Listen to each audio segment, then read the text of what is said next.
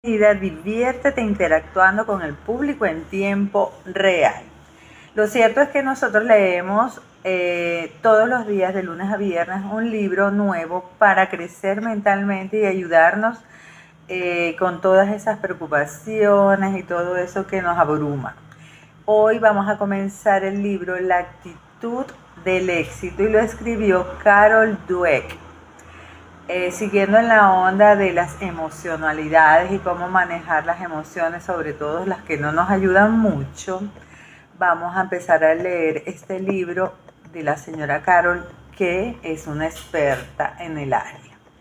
Entonces, comenzamos de esta manera. Vamos a leer la introducción para entender de qué se trata. Es profesora, la doctora Carol Dweck. Dice: un buen día mis alumnos hicieron que me sentase y me ordenaron escribir este libro. Mili Sigudiño y Mechi, bienvenidas. Querían que la gente fuera capaz de utilizar nuestro trabajo para mejorar sus vidas. Eso era algo que yo había querido hacer desde hace mucho tiempo, por lo que se convirtió en mi prioridad. Bienvenida FAP 333. Este libro se encuadra dentro de una corriente psicológica que defiende el poder de las creencias. Estas creencias pueden ser conscientes o inconscientes, pero influyen en lo que deseamos y determinan en gran parte si lo conseguimos o no. Esta corriente establece también que cambiar sus creencias, mis creencias, incluso las más simples, puede tener profundos efectos en el individuo. Eso queremos. En estas páginas verás que una simple creencia sobre ti mismo, una creencia que descubrimos en nuestra investigación, guía una parte importante de tu vida, de mi vida. Ángel, bienvenido. Y Gladys Manzanilla, bienvenidas. Sigo. En estas páginas veremos que una simple creencia sobre ti mismo, una creencia que descubrimos en nuestra investigación, guía una parte importante de tu vida. De hecho, impregna todas las áreas de tu vida. Gran parte de lo que crees que es tu personalidad se desarrolla realmente desde esa creencia. Gran parte de lo que posiblemente te esté impidiendo alcanzar tu potencial viene de allí. Lo creo y lo leímos en el libro anterior también. No ha habido nunca ningún libro que explique esto y que le muestre a la gente cómo utilizarlo en sus vidas. No sé cuál es el método de ella, pero hemos leído algo muy parecido. De repente comprenderás a los mejores en las ciencias y las artes, en los deportes y en los negocios, y a los que podrían haberle sido útil. Ok. Comprenderás a tu pareja, a tu jefe, a tus amigos, a tus hijos, y sabrás cómo desplegar todo tu potencial y el de quienes te rodean. Para mí es un privilegio compartir todo esto contigo. Además de los informes extraídos de mi investigación, he completado cada capítulo con ejemplos, me encantan, extraídos tanto de artículos de prensa como de mi propia vida y experiencia, de modo que podamos ver a las mentalidades en acción. En la mayoría de los casos, los nombres y la información personal se han cambiado para garantizar el anonimato. Carmen Avendaño, bienvenida. Ropero Rebeldere. Seguimos. En la mayoría de los casos de los ejemplos, los nombres y la información personal se han cambiado para garantizar el anonimato. En ocasiones he condensado a varias personas en una sola para reflejar más claramente la idea. Algunas conversaciones las he recreado de memoria, pero he tratado de reproducirlas lo mejor que he podido.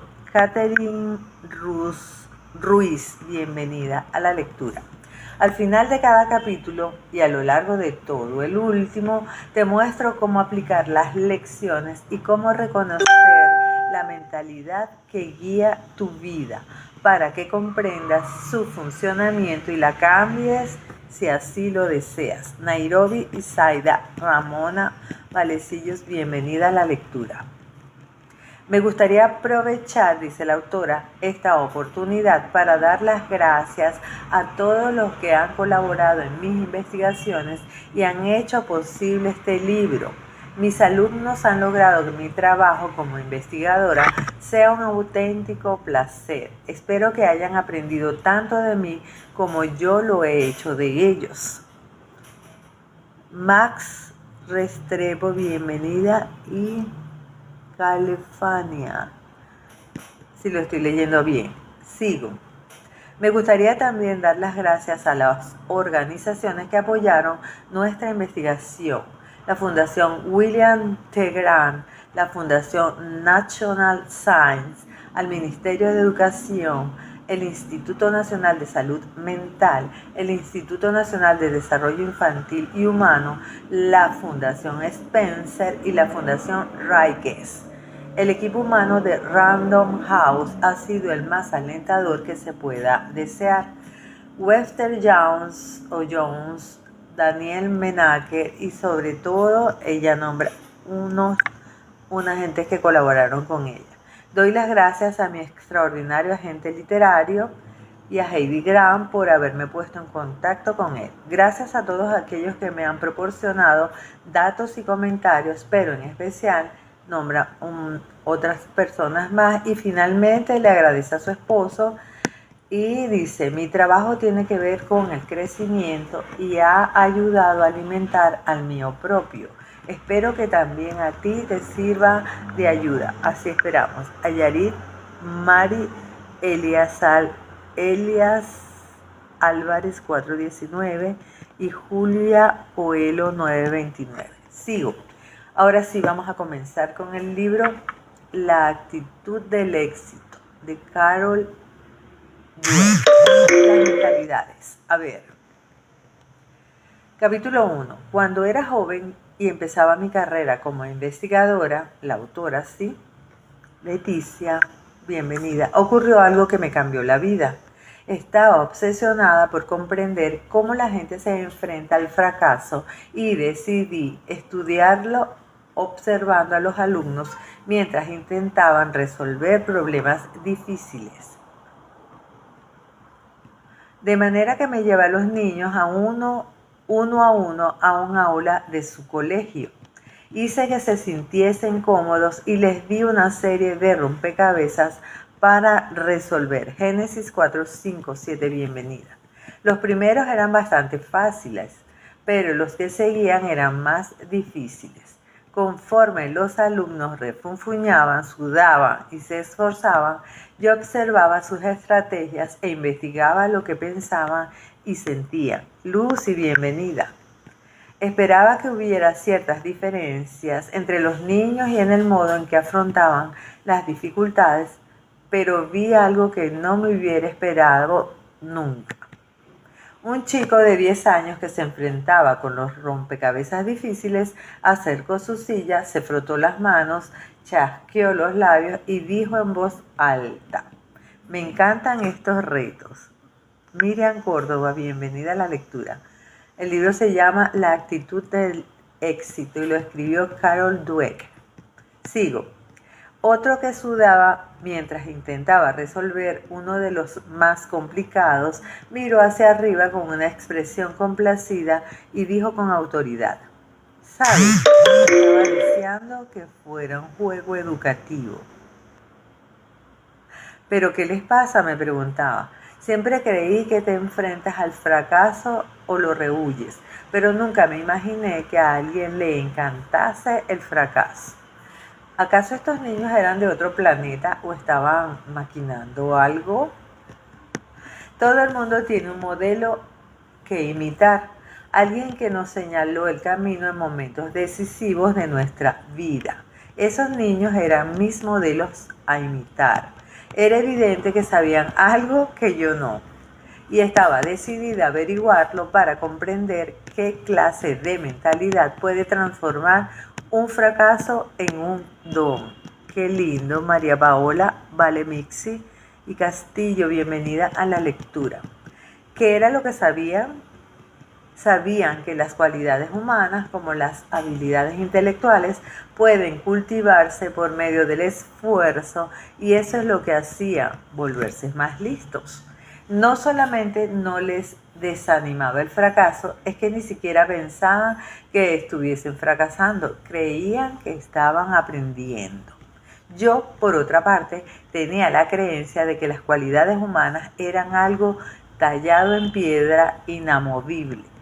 Uno era inteligente o no lo era, y fracasar significaba que uno no era inteligente. Así de simple. Si uno podía conseguir los éxitos y evitar los fracasos, costara lo que costase, podía seguir siendo inteligente. La lucha, los errores, la perseverancia nunca fueron parte de este asunto. Saber si las cualidades humanas pueden cultivarse o si se trata de algo innato e inamovible es un viejo dilema. El nuevo dilema reside en saber de qué manera nos marcan a cada uno de nosotros dichas creencias. ¿Qué consecuencias tiene creer que tu inteligencia o tu personalidad son algo que puedes desarrollar y no algo fijo y no un rasgo inalterable? Valiosísimo. Veamos primero el antiguo debate sobre la naturaleza humana y luego volveremos al tema de las consecuencias. ¿Qué nos hace diferentes? Un poquito de café para esto.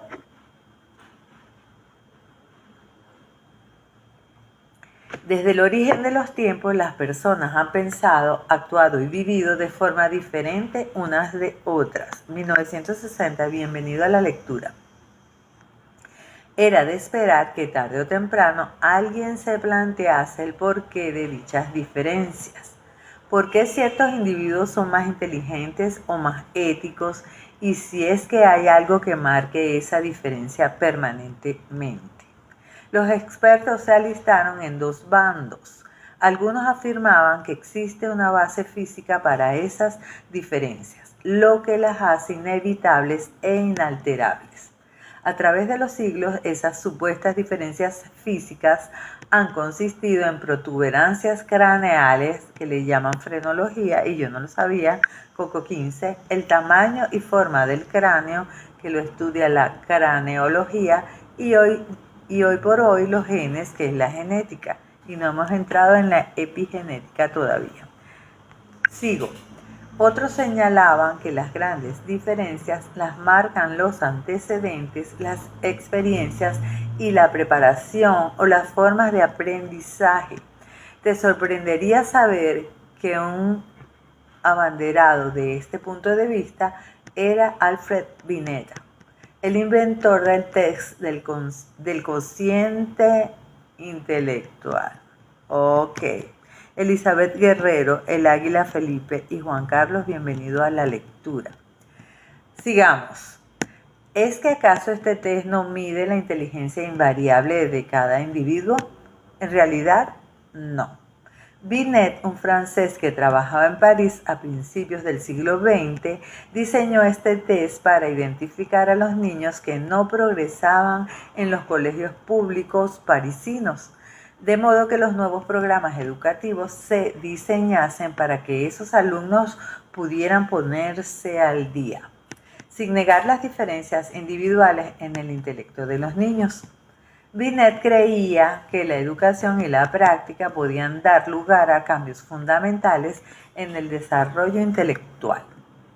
Veamos una cita de uno de sus libros más importantes, Las ideas modernas acerca de los niños, en el que resume su trabajo con cientos de niños que tenían dificultades de aprendizaje. A ver, unos cuantos filósofos modernos afirman que la inteligencia individual es un factor cuantificable fijo, antiguo, que no puede incrementarse. Debemos protestar y reaccionar contra ese brutal pesimismo. Con la práctica, con instrucción, sobre todo con método, conseguimos incrementar nuestra atención, nuestra memoria, nuestra capacidad de juicio y, literalmente, hacernos más inteligentes de lo que éramos antes. Ok. ¿Quién tiene razón? Hoy día los expertos están de acuerdo en que no es asunto de una cosa o la otra. No se trata de natural o adquirido, de genes o de entorno. De hecho, como indicó el eminente neurocientífico Gilbert Gottlieb, no es solo que ambos, genes y entorno, estén implicados en nuestro desarrollo, sino que los genes necesitan información del entorno para poder funcionar adecuadamente. Al mismo tiempo, los científicos están descubriendo que el ser humano tiene mayor capacidad para aprender durante toda la vida y para desarrollar su cerebro de lo que nunca hubieran imaginado. Esto es alentador. Por supuesto, cada persona presenta una dotación genética diferente. Los individuos pueden tener temperamentos y aptitudes en cierto modo predeterminados, pero está claro que son la experiencia, la instrucción y el esfuerzo personal los que marcan el resto del camino. Tenemos mucho chance. Robert Sternberg, el gurú actual en el ámbito de la inteligencia, escribe que el factor más importante para adquirir pericia no es ninguna habilidad innata, sino el compromiso decidido, la voluntad. O como reconoció su antecesor Binet, no siempre quien empieza siendo el más listo acaba siéndolo. Continúo leyendo La actitud del éxito de Carol Dweck. ¿Cómo te afecta todo esto a ti? Las dos mentalidades. Ediniera Chirinos, bienvenida. María Fe Alfonso. Dylan, bienvenidos a la lectura. ¿Cómo te afectan a ti esos problemas científicos? Durante 20 años mi investigación ha demostrado que el punto de vista que adoptas para ti mismo afecta profundamente a la forma en que llevas tu vida y después en los anteriores libros a las siguientes generaciones. Ese punto de vista puede decidir si te conviertes en la persona que quieres ser y si consigues aquello que deseas. ¿Cómo es posible esto? ¿Cómo puede ser que una simple creencia tenga el poder de transformar tu psicología y por consiguiente tu vida? El Chino, bienvenido. Eli Delgado, gracias por los toc. Arturo Hernández, bienvenido. Vala. Seguimos. Creer que las cualidades personales son inamovibles, la mentalidad fija, origina la necesidad de validarse a uno mismo constantemente. Si solamente tienes un cierto nivel de inteligencia, cierta personalidad y determinado carácter moral, bueno, será mejor que demuestres que tienes una buena dosis de cada uno de ellos. Si uno parece o se siente deficiente en alguna de estas características tan básicas, el resultado es malo. Lucía, bienvenida. Algunos de nosotros nos formaron en esta mentalidad desde muy temprana edad. La mentalidad fija me la inculcó definitivamente la señora Wilson, mi profesora de sexto grado cuando tenía 12 años. Al contrario que Alfred Binet, ella creía que los resultados del test de inteligencia ya contaban toda la historia. ¿No es así? Julia Guzmán, bienvenida. Nos sentábamos en la clase en orden de inteligencia, oh por Dios, y solamente a los alumnos con los coeficientes más altos se les encargaba llevar la bandera, limpiar la pizarra o llevarle algo al director. Qué arcaico. Además de los dolores de estómago que provocaba cada día con su mirada de juez, la señora Wilson fue generando una mentalidad colectiva en la que lo único importante era parecer inteligente, no parecer tonto. ¿Cómo íbamos a disfrutar aprendiendo cuando todo nuestro ser estaba en juego cada vez que nos ponía un examen o nos llamaba a la pizarra? ¡Qué horror! He visto, dice la autora, a demasiadas personas cuyo único objetivo es la autoafirmación. Ons, Juanito, Elías y Antonia, bienvenidos a la lectura. Ajá. He visto a demasiadas personas cuyo único objetivo es la autoafirmación en las aulas, en sus profesiones y en sus relaciones. Ven cada situación como una oportunidad para confirmar su inteligencia, su personalidad o su carácter. Viven en una evaluación continua. ¿Lo lograré o fracasaré? ¿Pareceré listo o tonto? ¿Me aceptarán o me rechazarán? ¿Me sentiré como un triunfador o como un fracasado? ¿Acaso nuestra sociedad no valora la inteligencia, la personalidad y el carácter? ¿No es algo normal desear poseer esas características?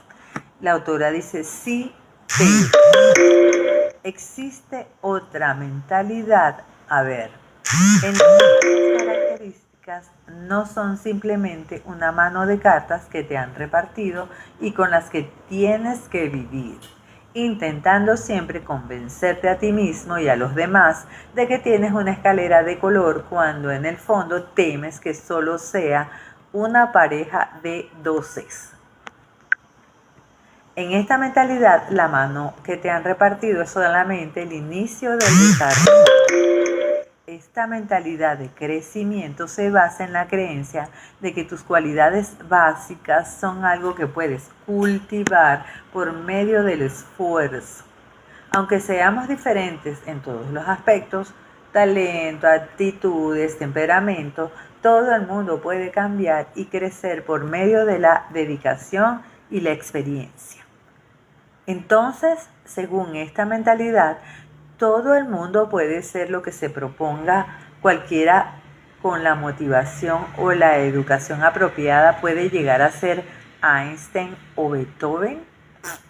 No, pero considera que el verdadero potencial de una persona es desconocido. Cada uno somos único e incognoscible, que es imposible predecir lo que puede conseguir tras años de pasión, esfuerzo y práctica. ¿Sabías que a Darwin y a Tolstoy se los consideraban niños corrientes? Que Ben Hogan, uno de los mejores golfistas de todos los tiempos, de niño era completamente torpe y desgarbado. Que la fotógrafa Cindy Sherman, que ha figurado en prácticamente todas las listas de los artistas más importantes del siglo XX, suspendió su primer curso de fotografía. O que Geraldine Page, una de nuestras mejores actrices, le aconsejaron que lo dejara por falta de talento. Así incontables de personas. Creer que las cualidades pueden desarrollarse puede estimular la motivación, la pasión por aprender. ¿Por qué perder el tiempo demostrando una y otra vez lo bueno que eres cuando podrías invertir esa energía en ser aún mejor? ¿Por qué ocultar las deficiencias en lugar de superarlas? ¿Por qué rodearte solo de amigos o compañeros que alimenten tu autoestima en lugar de abrirte a otros que te reten a crecer? ¿Y por qué ir por el camino trillado de arriesgarte a vivir experiencias enriquecedoras? La característica principal de la mentalidad de crecimiento es la pasión por los retos.